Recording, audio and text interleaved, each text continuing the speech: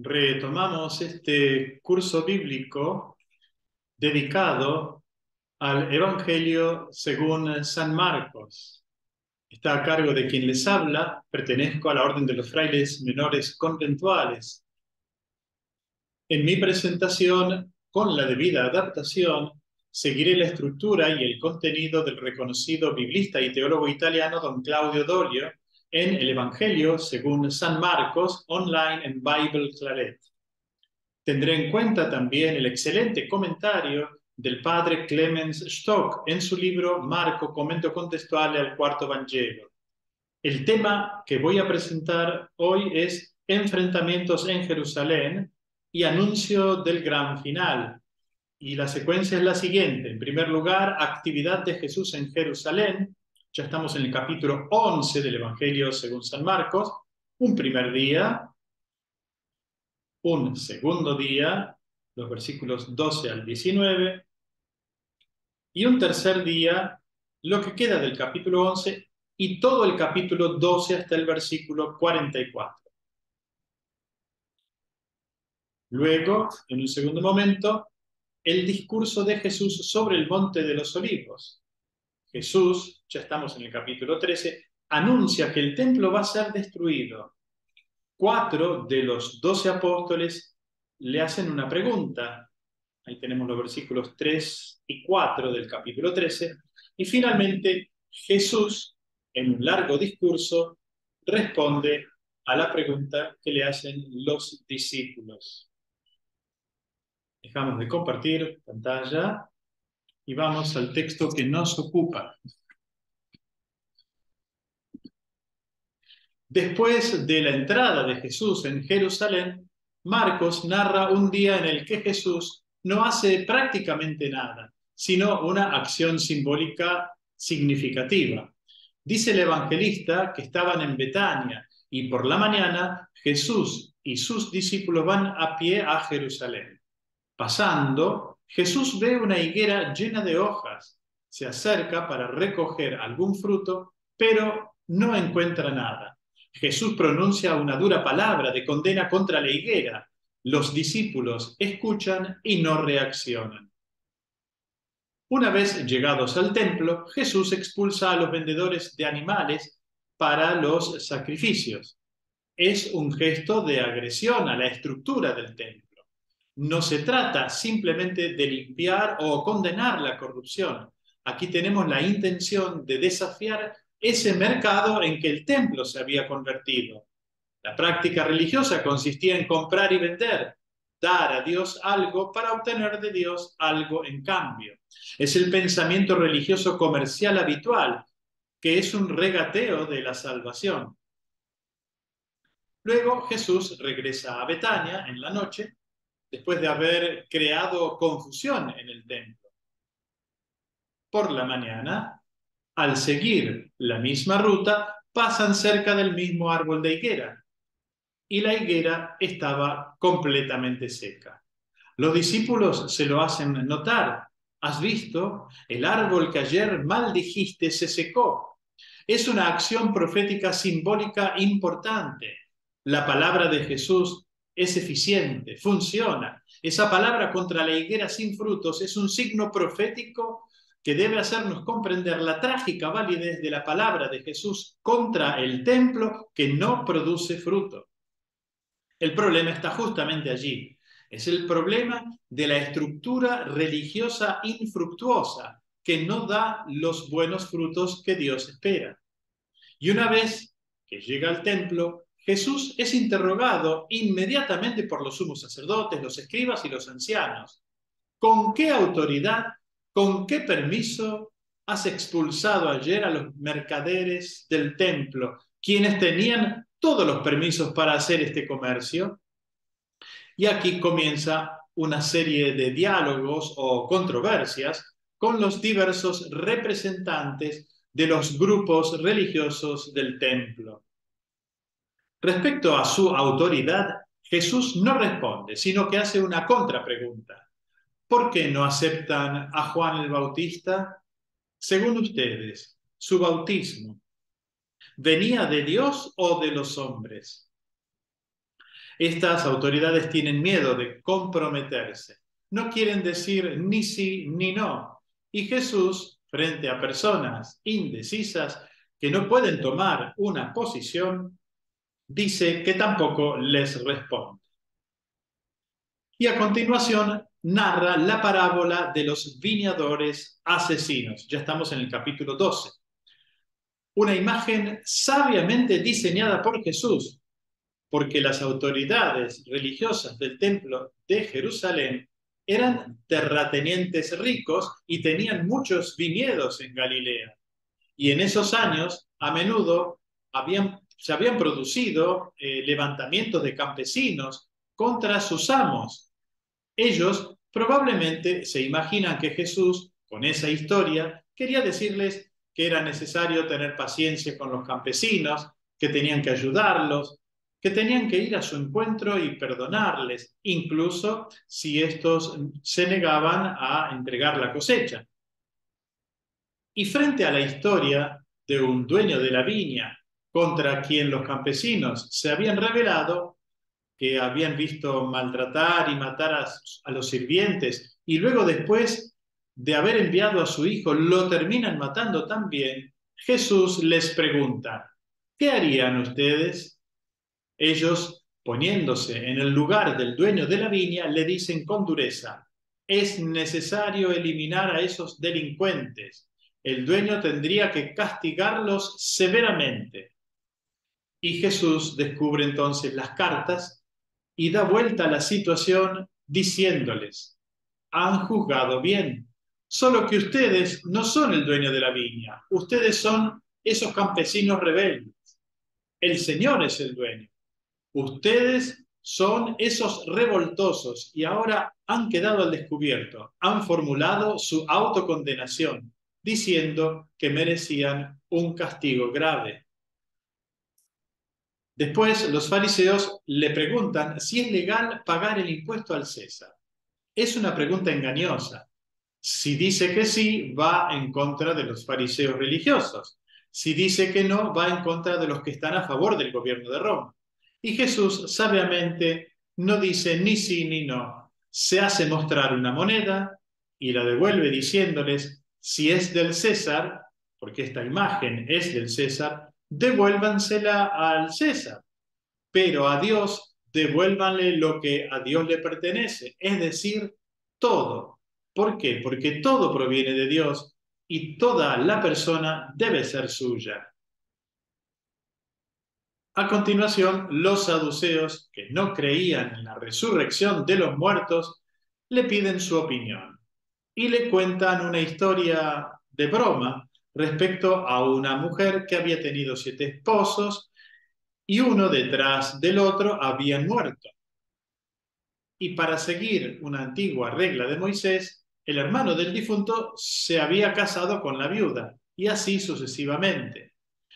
Llegados a este punto, la pregunta que le hacen a Jesús es, ¿cómo?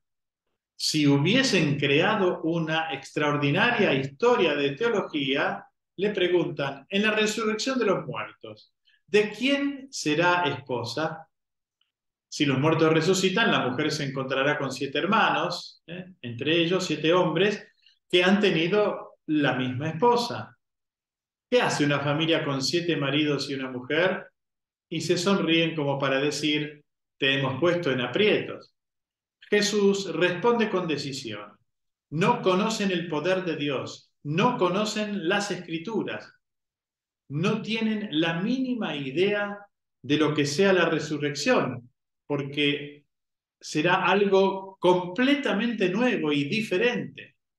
Ustedes piensan en una transposición de esta realidad a otra dimensión de la vida en el más allá. Pero con la resurrección seremos completamente nuevos y las relaciones familiares serán las mismas, pero completamente transfiguradas. Y demuestra, con una cita del Éxodo, que Dios es el Dios de los vivos y no de los muertos. Y concluye diciéndoles, están muy equivocados. Más adelante, un fariseo le pregunta, ¿cuál es el primer mandamiento? Y Jesús tranquilamente le muestra la coherencia entre el amor a Dios y el amor al prójimo.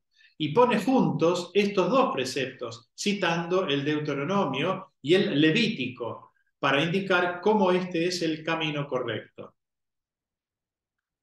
Luego ya estamos en Marcos 12, versículos 35 al 37.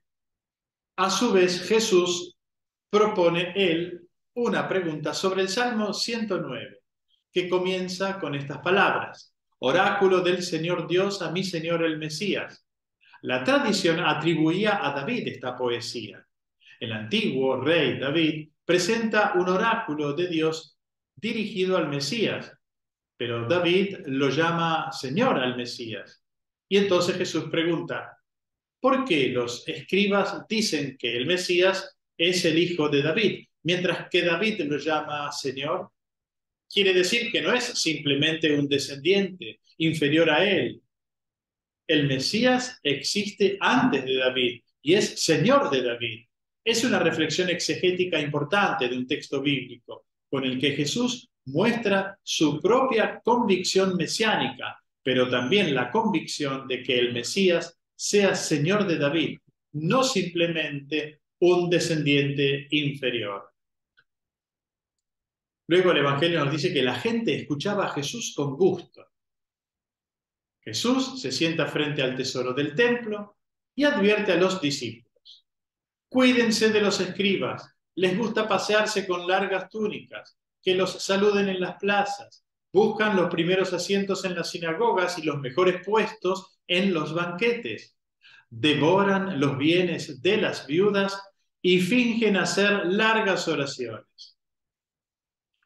Es una reprensión muy fuerte contra estas autoridades judías del templo y una acusación grande que les hace Jesús es la de devorar los bienes de las viudas. Es decir, utilizar sistemas con los que se apoderan de los bienes de los pobres, por ejemplo, de una mujer viuda, y por lo tanto sin protección social, sin defensas, que es explotada por esta estructura religiosa.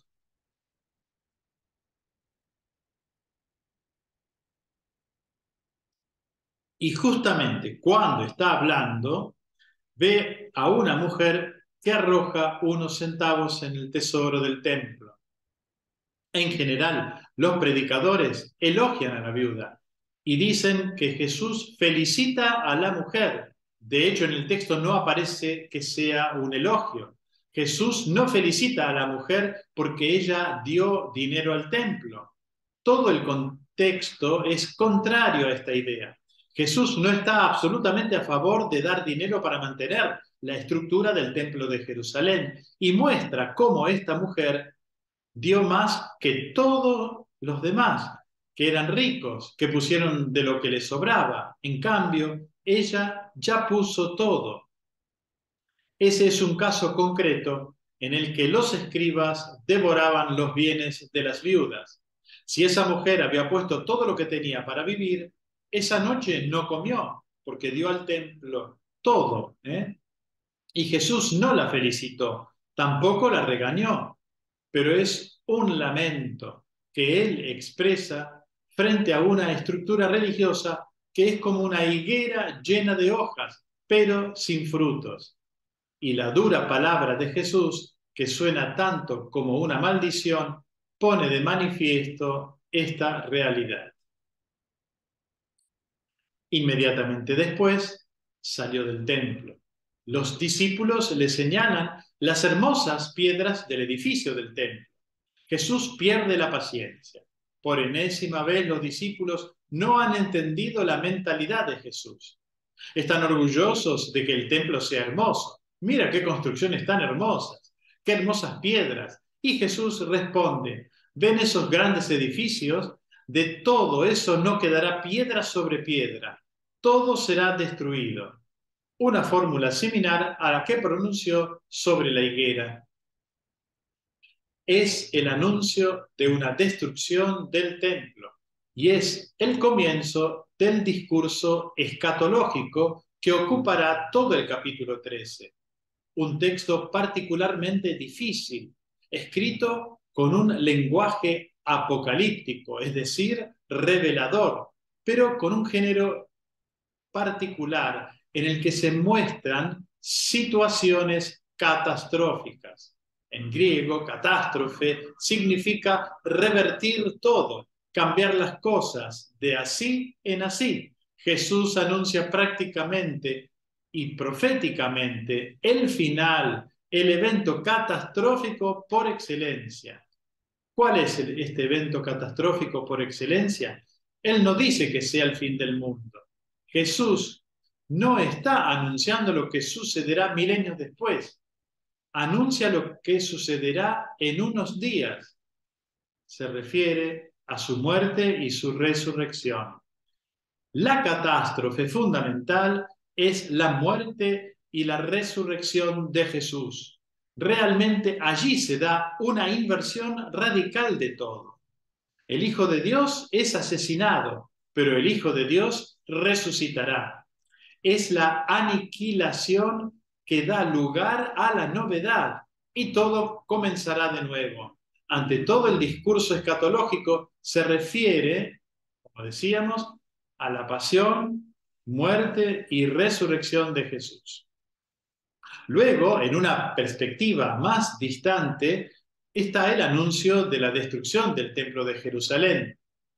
El episodio del anuncio data del año 30 y en el año 70, es decir, 40 años después, las tropas romanas de Tito conquistarán Jerusalén y destruirán efectivamente el templo sin dejar piedra sobre piedra.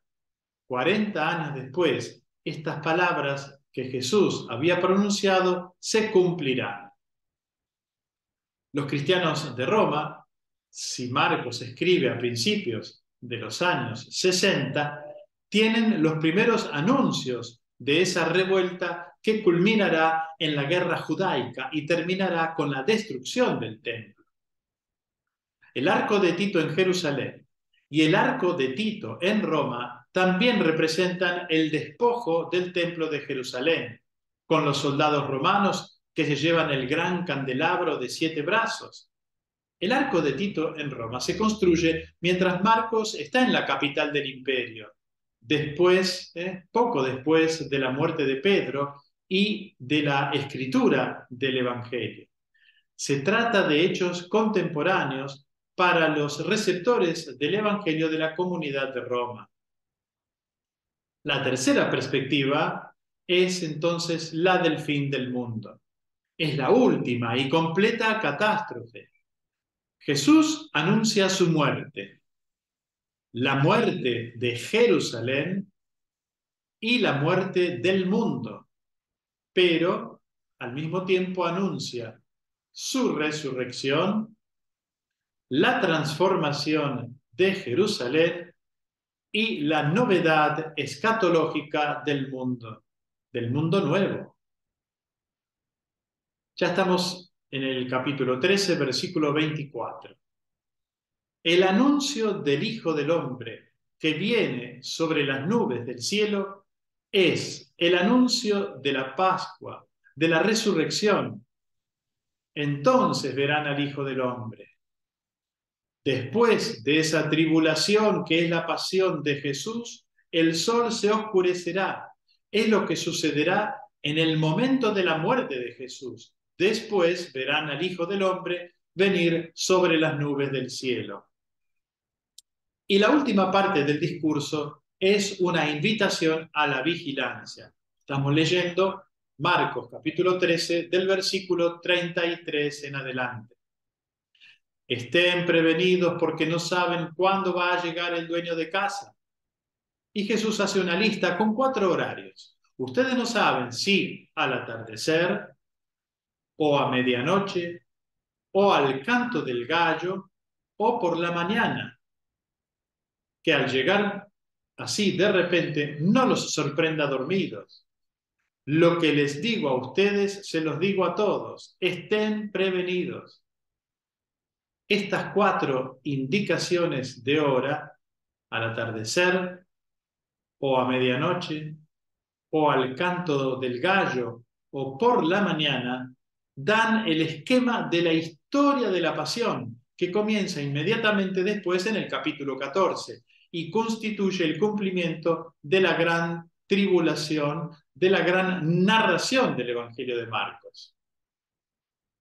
Al atardecer es el momento de la cena de Pascua. A medianoche es la oración en el Getsemaní. Y allí los discípulos duermen. Al canto del gallo encontramos la negación de Pedro. Podríamos decir que es otro modo de indicar que el discípulo está dormido. Por la mañana, Jesús es llevado ante Pilato, condenado a muerte y colgado en la cruz. La advertencia está dirigida a los discípulos. No duerman frente al drama de la cruz, es decir, no se alejen de la situación, estén listos, con los ojos bien abiertos, no como personas ciegas, como personas que, sino como personas que han sido curadas, capaces de ver lo que el Señor realiza.